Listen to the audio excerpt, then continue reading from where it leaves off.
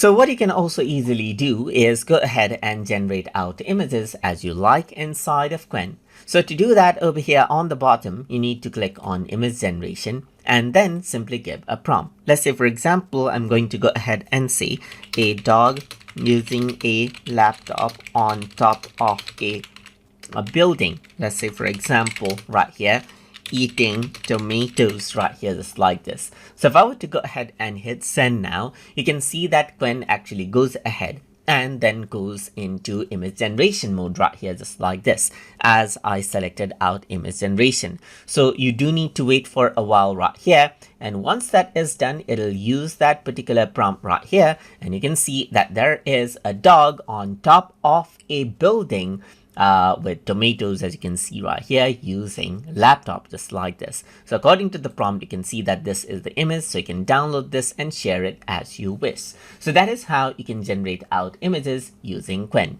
So I hope you guys learned something as always. And as always, please like, comment, share, and subscribe.